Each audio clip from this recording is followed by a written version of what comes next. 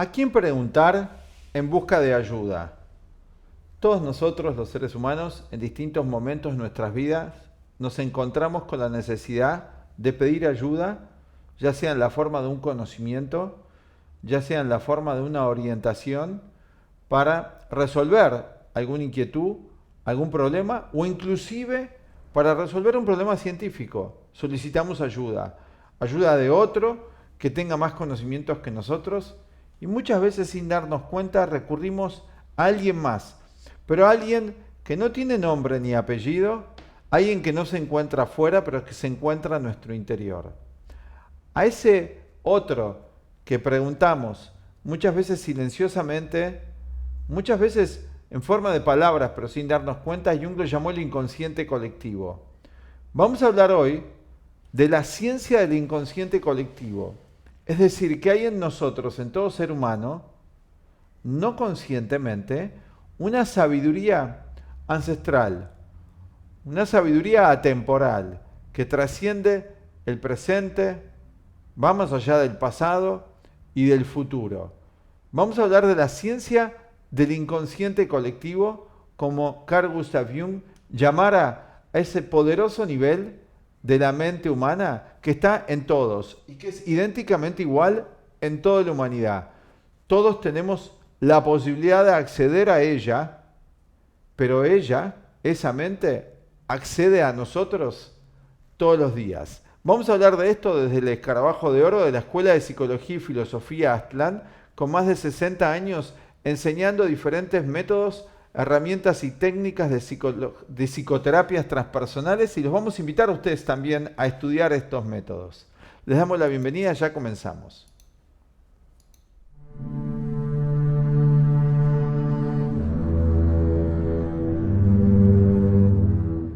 Bueno, hoy traemos un tema que consideramos que puede ser clarificador justamente para esto, para ver que en todo ser humano hay otro nivel de este cotidiano.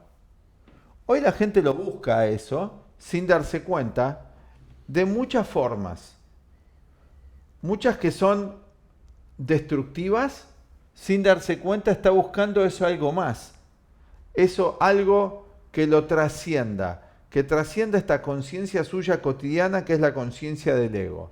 Así que vamos a hablar de esto, conjuntamente con Germán, otro de los profesores de la escuela, en estos diálogos que hacemos tipo mayéutica en algún nivel, en nuestro nivel y en nuestras posibilidades, para atraer a todo el público que nos sigue, ya más de 500.000 de seguidores a nivel mundial, de habla castellana por ahora, estos conocimientos que consideramos que pueden ser fundamentales para vivir una vida más plena. O sea, una vida no tan contradictoria, no tan fragmentada y no tan sufrida. Así que vamos a hablar de todo esto, de la ciencia y el inconsciente como Jung lo presentara. Bueno, Germán, vamos a iniciar este diálogo. Bien, Esperamos que lo disfruten, así como nosotros estamos disfrutando, pudiéndole traer a ustedes esto, y como disfrutamos también poder tener este diálogo entre nosotros, por lo menos yo lo disfruto. yo también, por supuesto. Vamos a empezar. Bien, para empezar me parece importante a la idea de hablar un poquito de este nivel del que mencionabas, más allá de nuestra personalidad cotidiana, em, que cuando hablamos de lo inconsciente, lo primero que tendríamos que plantear acá es, bueno, hay una idea que se ha popularizado a partir de Freud, de la aparición y el trabajo de Freud, y después hay una idea diferente que viene a plantear Carl Gustav Jung con su idea de lo inconsciente, que no es un invento de él específicamente, sino que en realidad él ya lo menciona en su trabajo y en sus obras que existía en la filosofía.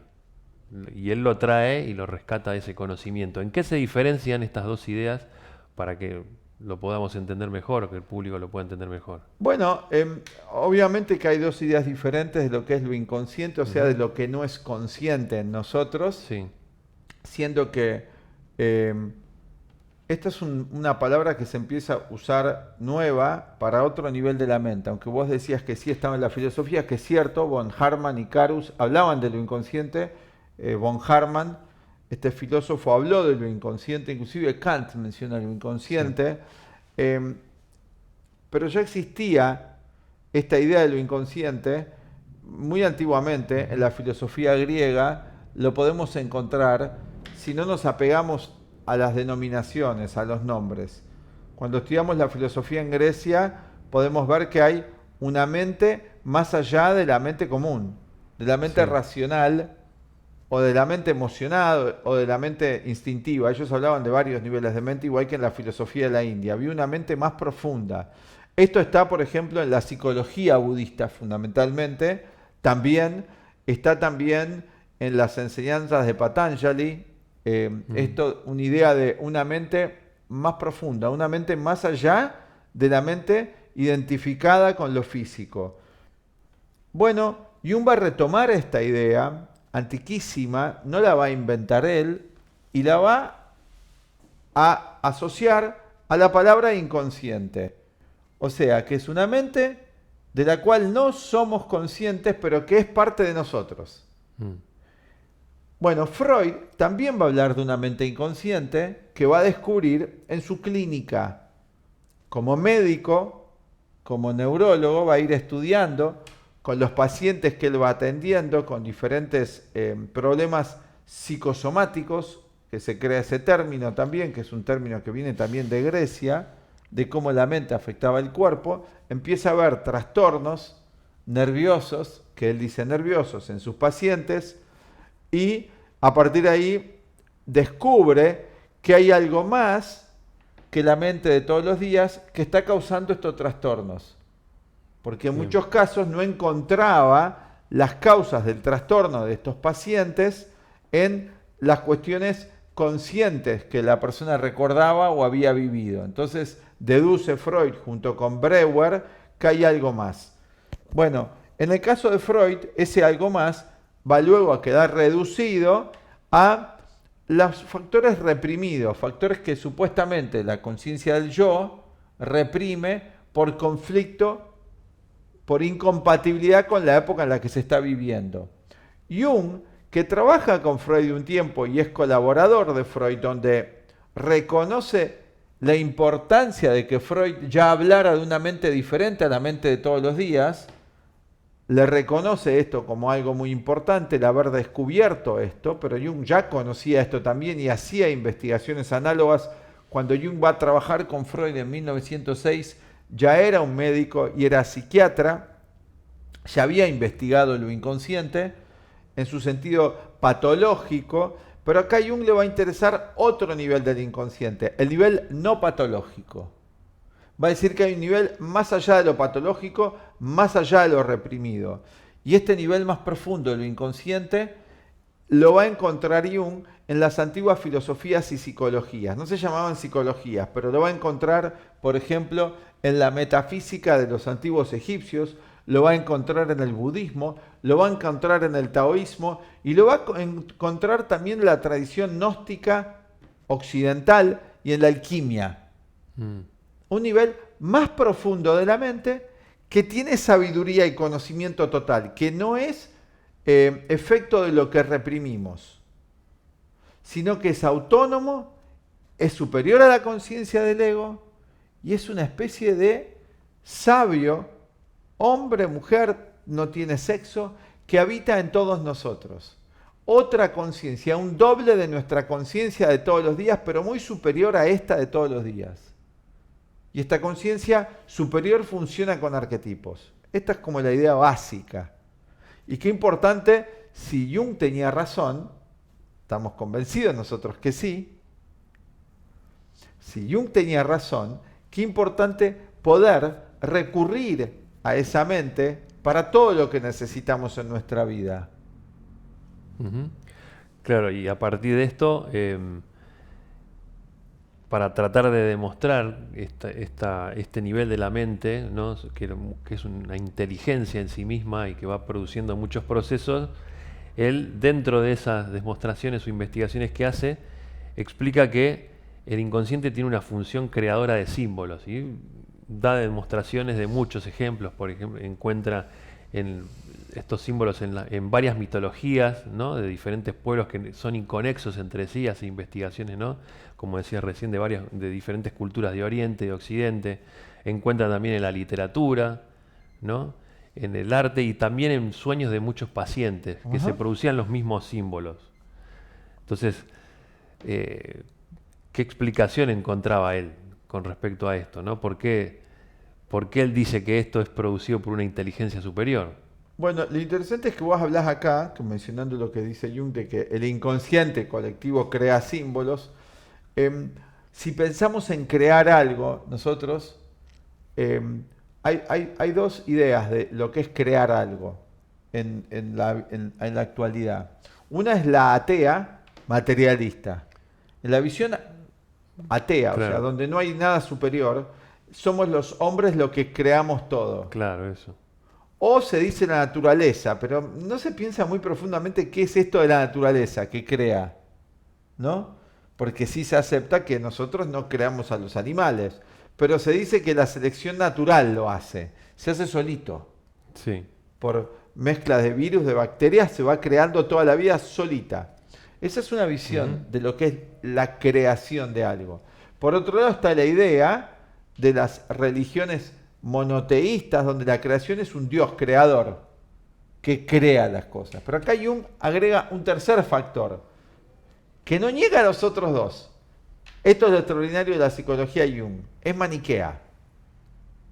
No niega a los otros dos. Maniquea no en el sentido negativo, de que no toma un partido, o no tiene, o es ambiguo, sino que está más allá de las dualidades, pero las incluye con una tercera fuerza. Acá la creación es de una mente superior que Jung directamente en principio no dice es Dios, ¿sí? Que tiene la facultad de crear, que es totalmente creadora y crea símbolos. Símbolo simbolón, viene la palabra de allí, que representa lo que es totalidades, programas. Tiene la facultad en forma de imágenes de crear símbolos que van a tener un efecto poderoso sobre nosotros. Y eso los crea. Símbolos matemáticos, los 10 números. Crea los 10 números esta mente. No son convenciones los números, son algo mucho más profundo. Ya hicimos otro video sobre la sincronicidad que lo pueden ver, sincronicidad y adivinación, si quieren ver más de esto.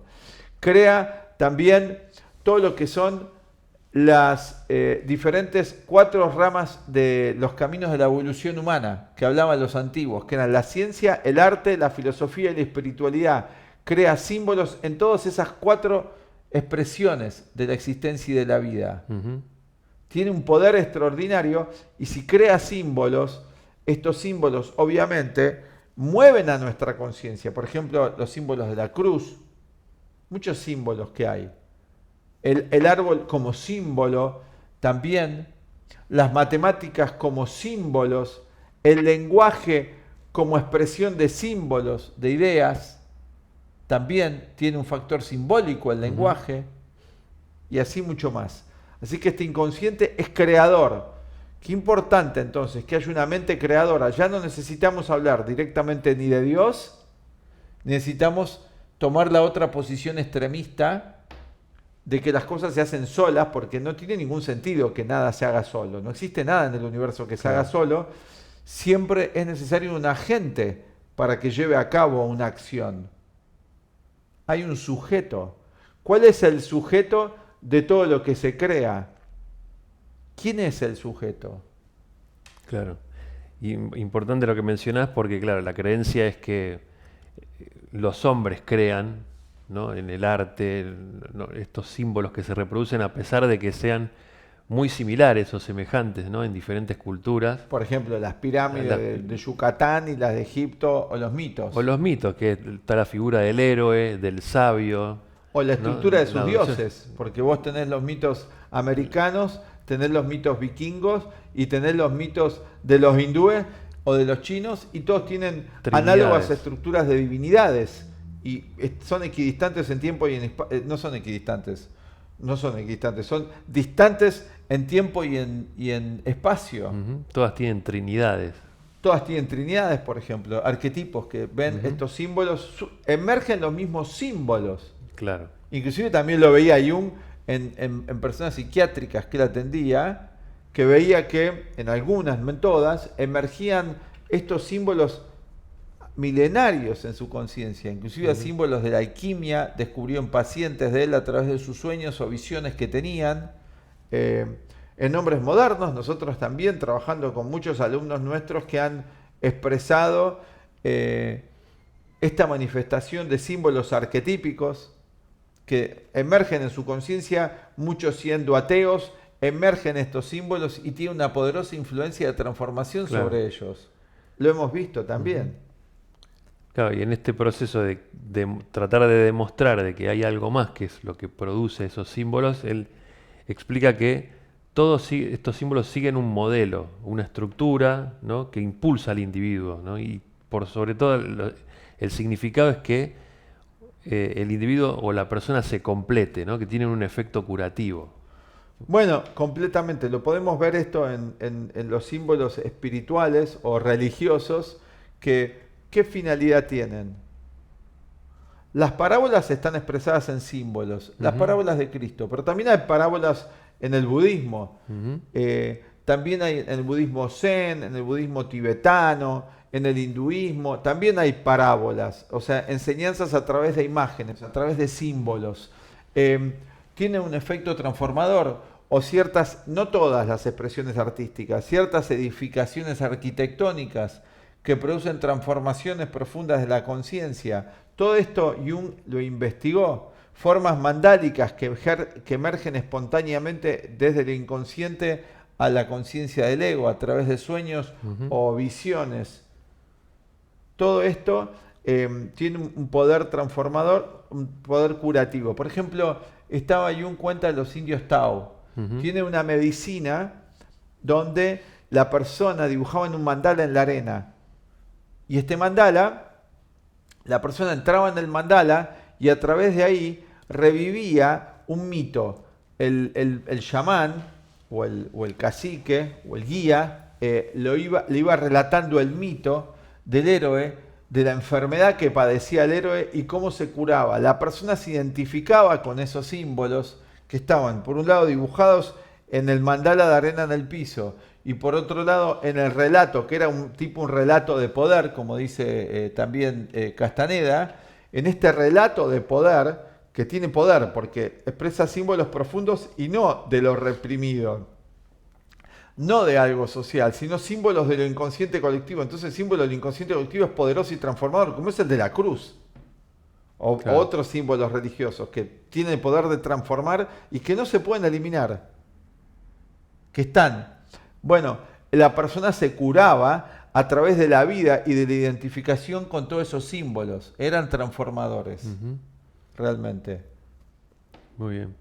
Y en lo que respecta a la creación de los símbolos, siguiendo con este punto, Jung explica que surgen a partir de los arquetipos, que son los contenidos del inconsciente colectivo del que habla, que están a priori en nosotros y funcionan como programas, ¿no? Y que, por otro lado, además de esto, de la función de crear los símbolos, ¿no?, como proceso curativo en el inconsciente colectivo, también son los que establecen la forma, ¿no?, de nuestra mente. Por ejemplo, le dan forma a las emociones, dan la forma de la estructura de la mente, de los vínculos, o sea, como que forman parte de la estructura, del diseño de la mente. Bueno, entonces decimos que el inconsciente crea símbolos. Sí.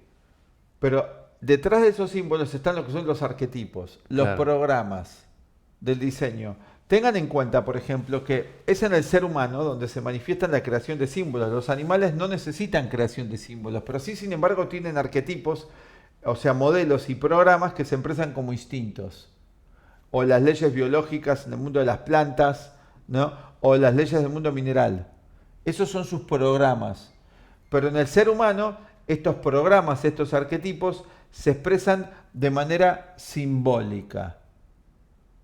En su forma más pura, en forma de símbolos. Luego estos símbolos se van a traducir en las diferentes formas externas, como dijimos, como ciencia, como arte, como filosofía o como religión Claro. o espiritualidad.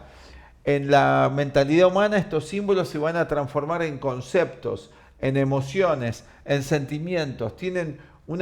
Completan toda la gama de la experiencia humana, que es el pensamiento. Los símbolos se traducen en formas de pensar, estructurales de pensar, dan un pensar, se expresan a través de sentimientos superiores, se expresan a través de acciones específicas, formas físicas, ¿sí? Ya sea a través de una creación artística, como una catedral Ujú. o un templo, que tiene toda una estructura perfecta, arquetípica numérica, muy armónica, no perfecta, armónica, perdón.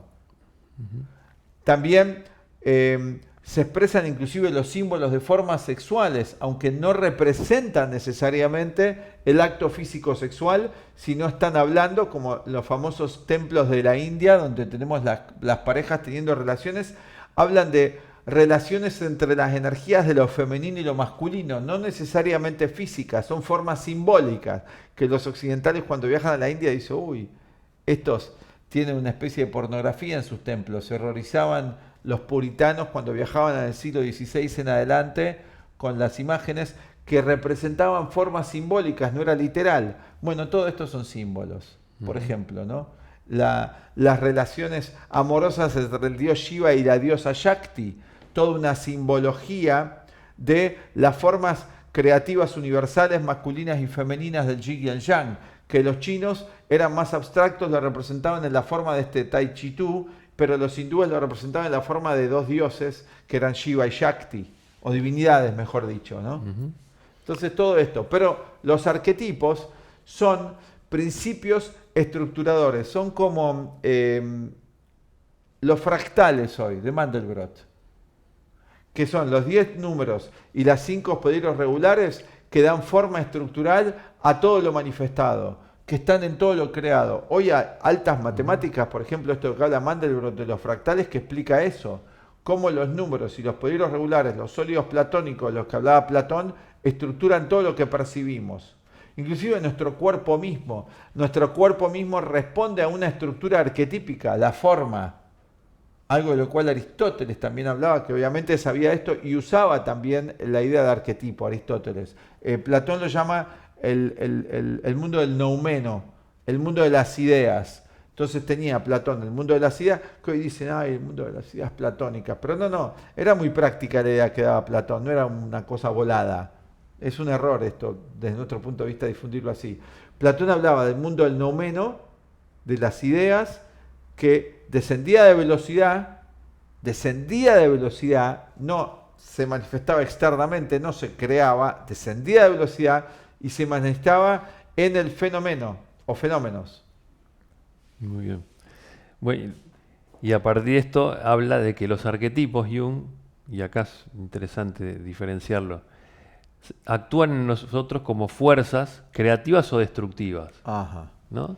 Cuando actúan como fuerzas constructivas o creativas es cuando se inspiran, por ejemplo, nuevas ideas o en las creaciones, como mencionabas recién, artísticas, ¿no?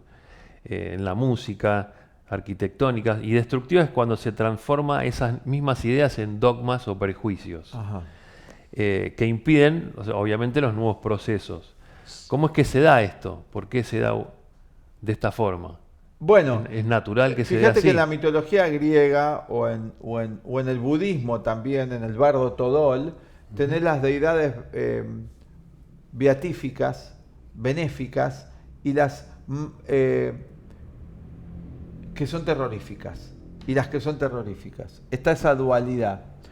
Estas símbolos tienen que ver también con imagen, que es imago, pero imago de lo inconsciente colectivo, no las imágenes cotidianas, más profundas, los estados, porque imago quiere decir estado en psicología, los estados profundos de la mente, no los superficiales, los más profundos de la mente. Estos estados profundos de la mente pueden expresarse de forma creativa, constructiva, cuando tenemos un conocimiento acerca de ello y sabemos cómo llevarlo a la práctica en nuestra vida cotidiana. Ujú.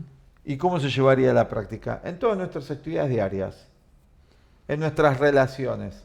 Los arquetipos no son, y los símbolos, algo abstracto que a Jung se le ocurrió inventar. Están todos los días. Podemos encontrar todas las situaciones típicas que vive el ser humano, todos los aprendizajes que tiene que hacer, tienen que ver con formas arquetípicas. Hay un programa de la vida humana que todos estamos viviendo, colectivo. Aunque el individualismo está a la orden del día y cada uno cree que lo que a él le pasa es único, no es cierto. No hay nada único que nos pase. Hay un arquetipo de aprendizaje. Varios arquetipos que nos van formando y nos van dando diferentes aprendizajes. Por eso los seres humanos tenemos la posibilidad de sentir empatía con los otros, porque compartimos la misma mente profunda en común. Pero claro, si estamos funcionando a nivel de la mente superficial, de la apariencia, no sé, él es rubio, yo soy morocho, no hay compatibilidad. Pero si podemos conectarnos a nivel de una mente más profunda, aparece la compatibilidad, aparece la empatía. Así que es una idea muy importante esta, es muy sanadora. Terminaría con todas las diferencias, con el racismo, con las confrontaciones, con las divisiones étnicas, violentas, respetando las diferencias, reconociendo las diferencias, no una masa amorfa, confusa. Esto daría otra cosa, completamente diferente. Es una idea muy transformadora y nos llevaría también en la vida cotidiana a reconocer que están estos programas y estos modelos, a intentar conocerlos y ver que son algo vivo. En realidad no son inconscientes, son conscientes. Podríamos cambiar. Y ya hoy Jung nació en 1875 y empezó a difundir sus ideas en el 1900, fundamentalmente, sus 25 años, cuando se recibe de médico. Ya estamos a 124 años, casi 125 de ese momento. Podríamos ya no hablar de lo inconsciente y hablar de una conciencia superior, y podríamos decir que lo que es inconsciente es la persona cotidiana que somos, que hace todo tipo de cosas inconscientes. Pero esa otra conciencia sabe, y desde este ser inconsciente que somos, muchas veces irracional, muchas veces brutal, muchas veces emocionalmente despiadado o autocentrado negativamente, individualista, nos abrimos a esa otra mente conciencia superior que está en todos nosotros, estudiándola, a ver cómo es su lenguaje. Y su lenguaje es a través de símbolos. Estos arquetipos vienen a nosotros en forma de símbolos. Pero que cuando uno dice vienen, se está imaginando que vienen solamente de adentro. No, están ahí afuera. Están todos los días ahí afuera. Tenemos que aprender a reconocerlos. ¿Qué decía Nietzsche? ¿Te acordás? No. El mundo viene a mí deseoso de transformarse en símbolo. Están los símbolos ahí afuera, manifiestos, pero no nos damos cuenta. Cuando reconozcamos los símbolos manifiestos en las personas, en todo, en los animales, en las plantas, en los minerales, en la tierra, en los dioses planetarios, entonces vamos a tener una guía. Ya todo va a tener significado. Van a ser todas señales para nuestra vida. Qué bien. Bueno, y también, o sea, es muy importante el aporte que Jung, y ahora relacionándolo también con la ciencia, el aporte de Jung en muchos campos del conocimiento, sobre todo en la física, ¿no? Hay un físico famoso, premio Nobel de la física, Wolfgang Pauli, al cual a partir de su idea del inconsciente lo orientó al descubrimiento de lo que fue la partícula subatómica última, que ya no era material, ¿no? Y ahí demuestra una de las partículas subatómicas. Una de las partículas subatómicas, y ahí va demostrando que hay una interrelación entre lo inconsciente y el mundo microfísico, ¿no? Que esto es, por eso él estudia la alquimia, ¿no? También. Bueno, sí, en la alquimia está eso. Claro. Habla de alquimia de eso. ¿Qué hacían los alquimistas?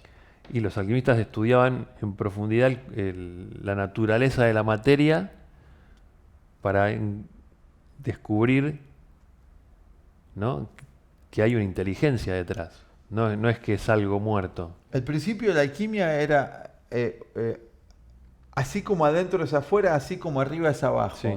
Entonces todo lo que ellos estudiaban externamente en la química, en los elementos químicos, ellos estaban convencidos que esas acciones que tenían, que se llevaban a cabo en el laboratorio químico, eran acciones de energías metafísicas, de fuerzas profundas, fuerzas subatómicas diríamos hoy día.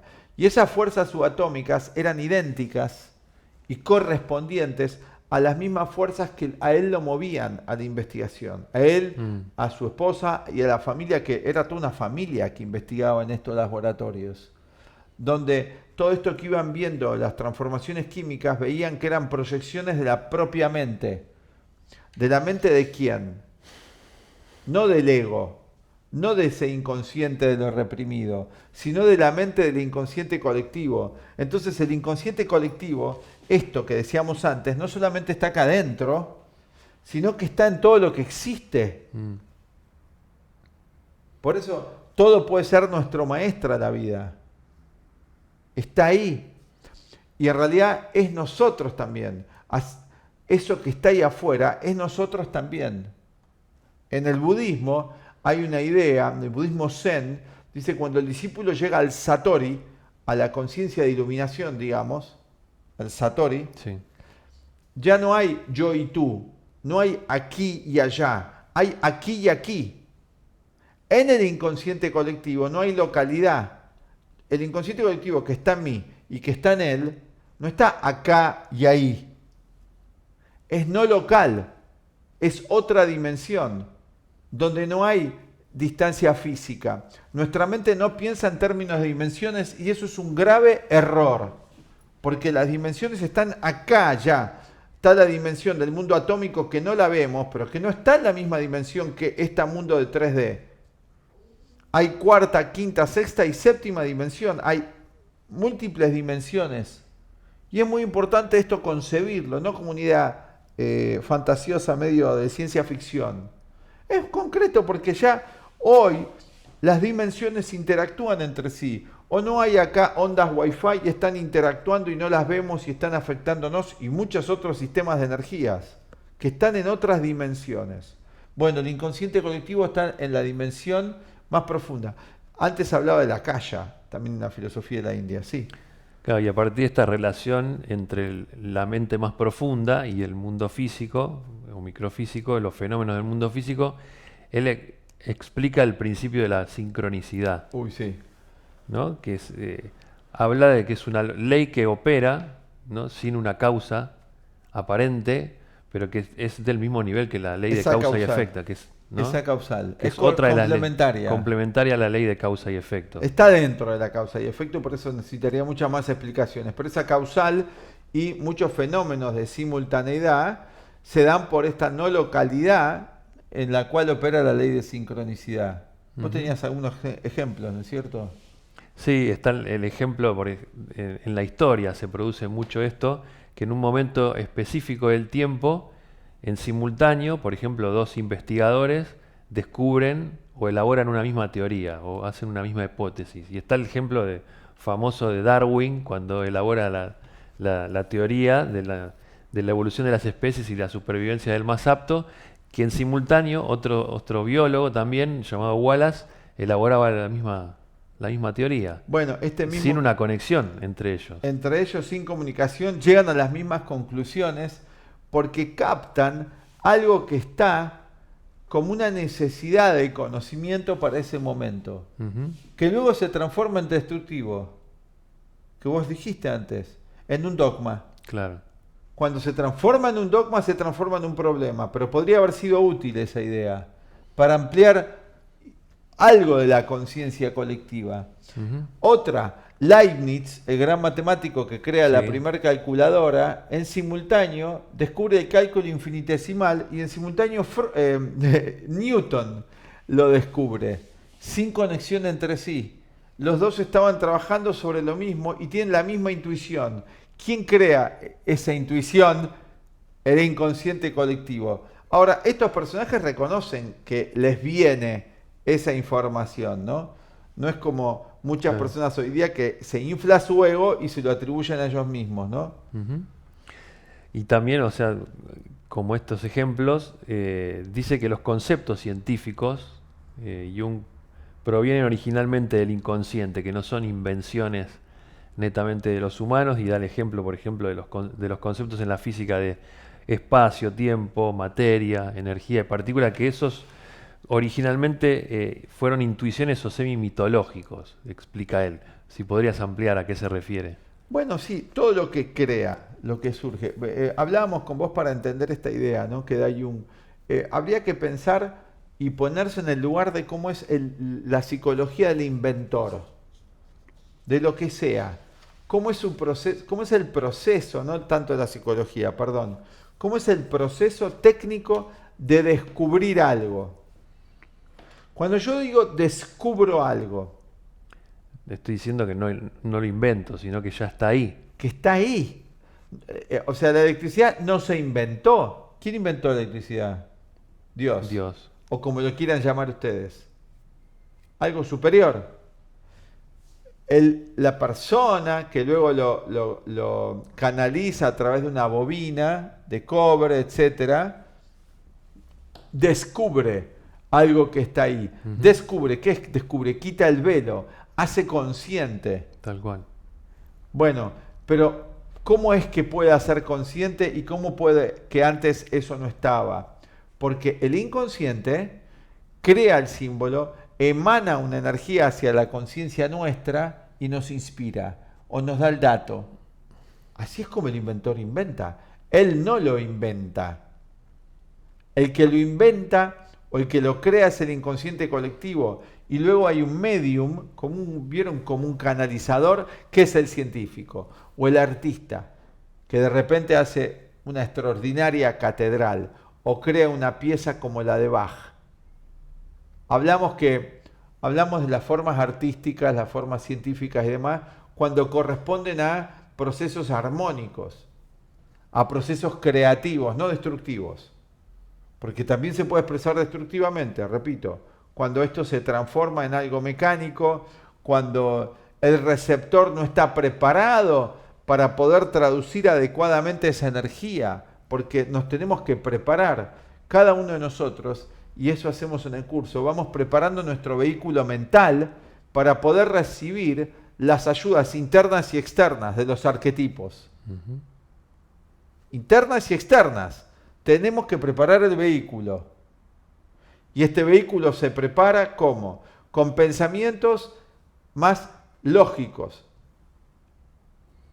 no dogmáticos, con sentimientos espirituales, positivos, no emociones negativas. No se puede preparar el vehículo con emociones negativas que distorsionan la percepción, que cambian las cosas. No se puede preparar con un cuerpo completamente en malas condiciones, lleno de adicciones, mala salud, ni tampoco con la sexualidad alterada. Necesitamos preparar los vehículos para poder ser receptores de los símbolos que van surgiendo, poder percibirlos y la influencia de los arquetipos. Hacernos conscientes de estos programas, estos principios que están en el orden implicado de todo, como decía David Bond. Sí. Bien, y Jung también descubrió a partir de esto de que todo sigue, ¿no? Un modelo a priori, una estructura establecido por esa mente superior, digamos, bueno, como los antiguos llamaban dioses. Él descubrió que en la psicología se habían creado conceptos que luego resultaron análogos también creados por los físicos cuando se encontraban con fenómenos del mundo, ¿no? Subatómico. Por ejemplo, la idea de la complementariedad entre las partículas y las ondas. Jung establece la misma relación entre lo consciente y lo inconsciente, y de que había un patrón, una forma, que estos dos opuestos formaban un par de opuestos, ¿no? Así es. Y después otro tema importante que Jung introduce para explicar su visión del inconsciente es la idea de que hay un significado detrás de los procesos, diferente a la visión científica clásica de que todo tiene que tener una causa. Él va más allá de eso y explica, bueno, que no es muy importante establecer, bueno, qué es lo que lo causó, sino más bien para qué se produce un proceso, ¿no? Bueno, esto es muy importante. Del sentido de lo que descubre. ¿Por qué no interesa tanto el sentido y más la causa? ¿Por qué no interesan los sentidos de las cosas? Y porque quizás no tiene no es útil, No es redituable, no es redituable. económicamente. Entonces lo que interesa es la causa. La causa material para reproducir el fenómeno y ver si da dinero o da poder. Claro. Es un obstáculo bien de la mente material, de la mente física. Si algo no es utilitario, ¿para qué lo voy a hacer? ¿Para qué voy a estudiar esto que estamos explicando? ¿Qué beneficio me va a dar? Bueno, sí va a dar un beneficio. Si tengo la mente clara y si descubro verdades y si descubro cómo funciona mi mente y la mente de la humanidad, voy a tomar mejores decisiones. No voy a cometer tantos equívocos, tantos errores en mi vida. En la filosofía de la India se llama el karma negativo. No voy a acumular más sufrimiento y más dolor. Esperamos que le haya gustado el material que le trajimos hoy. Los invitamos a estudiar con nosotros nuestros cursos donde vamos a centrarnos en estudiar la psicoterapia de Carl Gustav Jung, el cuarto camino de Gurdjieff, los diferentes métodos de psicologías transpersonales. Aquí le dejamos el teléfono de contacto. Los cursos son online, una vez a la semana, y estudiamos justamente toda la estructura del conocimiento de la mente que da el gran psicólogo suizo. Todo esto explicado de una forma sencilla, ya que muchas veces los libros de Jung requieren una preparación especial para poder abordar todo ese conocimiento. Vamos introduciendo a los alumnos en su obra para que la puedan ir usando prácticamente en su vida. A esto llamamos el método Aztlán, creado por nuestro director hace ya más de 60 años, con miles de alumnos que hemos formado en el conocimiento de la psicología transpersonal para poder ir más allá de esta conciencia de todos los días, esta conciencia que muchas veces nos abruma, que es limitada, que tiene muchos prejuicios, muchos temores y que es muy insegura. ¿Cómo alcanzar verdadera seguridad?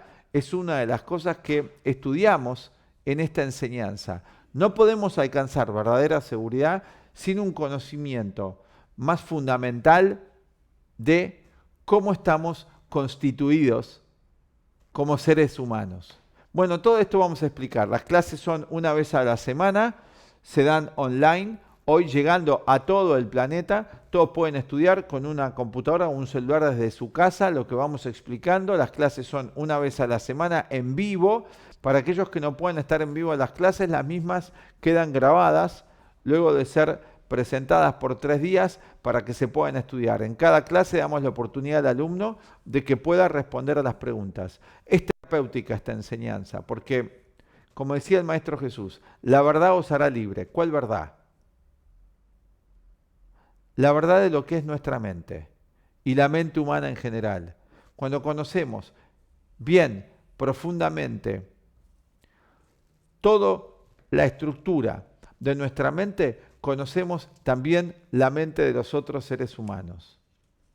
No vamos a necesitar ya que nadie nos esté diciendo cómo sanarnos. Vamos a poder nosotros autosanarnos del sufrimiento, del dolor, de los temores, de la duda, de la corrupción, del miedo y del engaño.